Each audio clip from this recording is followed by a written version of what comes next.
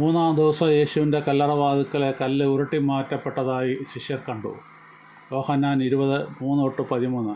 അതുകൊണ്ട് പത്രോസും മറ്റേ ശിഷ്യനും പുറപ്പെട്ട് കല്ലറയ്ക്കൽ ചെന്നു. ഇരുവരും ഒന്നിച്ചോടി. മറ്റേ ശിഷ്യൻ പത്രോസിനേക്കാൾ വേഗത്തിലോടി ആദ്യം കല്ലറയ്ക്കലെത്തി. കുനിഞ്ഞു നോക്കി ശീലകൾ കിടക്കുന്നത് കണ്ടു. അകത്ത് കടന്നില്ല താനും. അവൻ്റെ പിന്നാലെ ശിമോൻ പത്രോസും വന്ന് കല്ലറയിൽ കിടന്നു. ശീലകൾ കിടക്കുന്നതും അവൻ്റെ തലയിൽ ചുറ്റിയിരിക്കുന്ന റൂമാൽ ശീലകളോടുകൂടെ കിടക്കാതെ ഒരിടത്ത് ചുരുട്ടി വച്ചിരിക്കുന്നതും കണ്ടു. ആദ്യം കല്ലറയ്ക്കലെത്തിയ മറ്റേ ശിഷ്യനും അപ്പോൾ അകത്ത് ചെന്ന് കണ്ട് വിശ്വസിച്ചു. അവൻ മരിച്ചവരിൽ നിന്ന് ഉയർത്തെഴുന്നേൽക്കേണ്ടതാകുന്നു എന്നുള്ള തിരുവെഴുത്ത് അവർ അതുവരെ അറിഞ്ഞില്ല. അങ്ങനെ ശിഷ്യന്മാർ വീട്ടിലേക്ക് മടങ്ങിപ്പോയി. എന്നാൽ മറിയ കല്ലറയ്ക്കൽ പുറത്ത് കരഞ്ഞുകൊണ്ട് നിന്നു. കരയുന്നതിനിടയിൽ അവൾ കല്ലറയിൽ കുനിഞ്ഞു നോക്കി യേശുവിൻ്റെ ശരീരം കിടന്നിരുന്നിടത്ത് വെള്ള വസ്ത്രം ധരിച്ച 2 ദൂതന്മാർ ഒരുത്തൻ തലയ്ക്കലും ഒരുത്തൻ കാൽക്കലും ഇരിക്കുന്നത് കണ്ടു. അവർ അവളോട്, സ്ത്രീയെ, നീ കരയുന്നത് എന്ത് എന്ന് ചോദിച്ചു.